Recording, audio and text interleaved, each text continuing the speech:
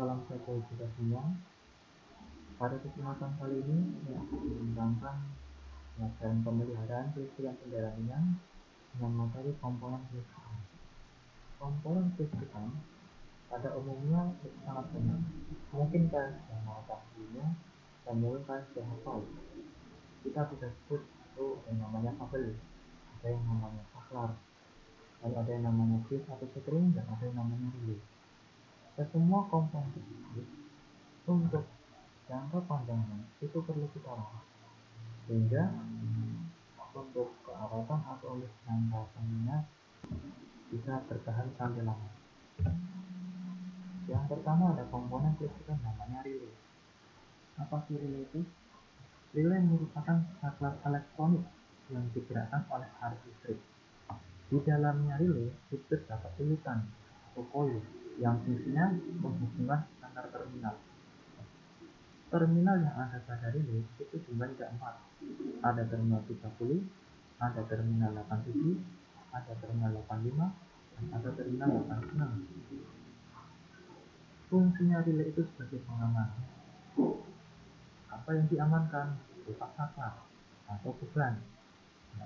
Sehingga jika terjadi kerusakan, maka relay akan mudah komponen tersebut rusak. Lalu ada lagi yang namanya sekring atau fuse. Pada rumah ataupun kantor ataupun sekolahan, mungkin kalian sudah pernah mendengar istilah yang namanya sekring. Ya.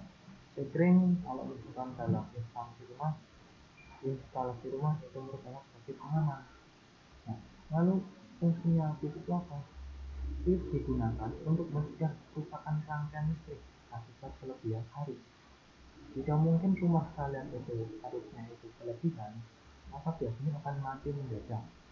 Nah, pada kendaraan motor atau mobil, jika ada arus yang besar seorang mereka, arusnya akan terputus. Nah, lalu akan merusak sekring secara otomatis. Jadi, kalau misalkan kita selesai menggunakan kendaraan, tiba-tiba lampunya mati, kita cek sekringnya, kita tinggal ganti sekringnya saja. Bentuk-bentuk dari sekring atau fuse yang pertama ada yang namanya sekring pipih, seperti pada gambar yang sebelah kiri. Lalu ada yang tipenya tipe tabung, dan setiap sekring itu mewakili arus atau ampere. Jadi kalau kita mempunyai suatu rangkaian listrik yang berada di antara batas normal itu 5 ampere, maka kita harus mengisinya dengan 5 ampere. Kalau kita mempunyai banyak 3 ampere, maka akan langsung terputus, ataupun baliknya. Kalau di sini juga sama, hasilnya juga sama. Nah, lalu berikutnya ada yang namanya mengecek baterai atau AC. AC pada umumnya itu memiliki dua jenis, AC kering dan AC basah. AC kering itu tidak memiliki cairan ger atau elektrolit. Ya, jangan AC basah memiliki cairan ger atau cairan elektrolit. Nah, kita bahas yang AC basah atau baterai tipe basah. Ini umumnya kesalahan yang sering terjadi karena pengguna atau user itu telat mengantisipasi habisnya air ger atau air yang digunakan untuk mengisi ulang elektrolit.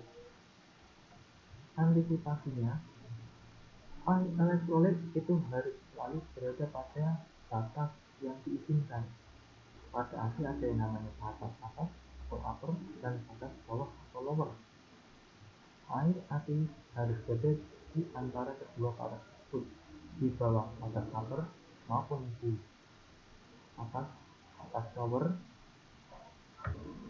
Tujuannya supaya air AC itu tidak keluar ataupun tidak sampai terkurang, sehingga bisa membakar komponen yang ada di dalam AC. Lalu komponen berikutnya itu ada yang namanya alternator. Alternator merupakan komponen yang digunakan untuk merubah energi mekanik menjadi energi dari listrik.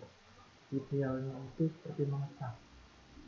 Kalian punya sepeda motor, Aslinya itu kita gunakan setiap hari, entah itu menggunakan starter, atau lampu, atau sen, atau on, atau klakson. Nah, ketika mesin itu menyala, maka arus dari alternator atau air dari mesin akan berputar. Berputarnya air alternator akan mengisi yang namanya baterai, sehingga tidak ada yang namanya baterai itu langsung habis ketika. Kalau misalkan tidak ada sistem alternator atau komponen alternatif, maka baterai akan cepat sekali habisnya karena kita gunakan setiap hari.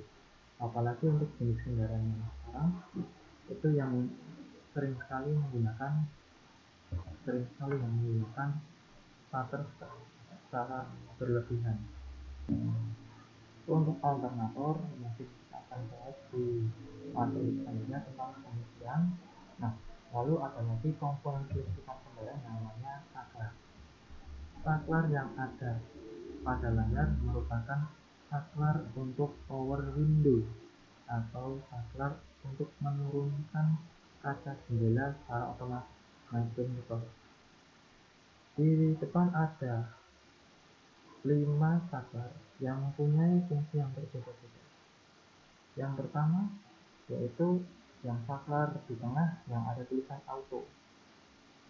Pada posisi auto itu digunakan untuk driver atau yang digunakan pada posisi sebelah kanan atau yang dengan supir.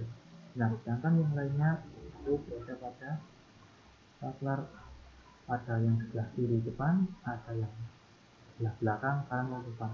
Nah, yang berada di atas sendiri atau yang di depan sendiri itu fungsinya untuk mengunci saklar secara otomatis. Jadi ketika mau dinyalakan atau mau diturunkan saklarnya oleh orang yang berada pada tempat duduk yang lain, maka tidak bisa kecuali oleh drivernya. Nah, mungkin untuk materi pada perawatan komponen kelistrikan cukup sampai saja. Terima kasih, sampai jumpa di materi berikutnya.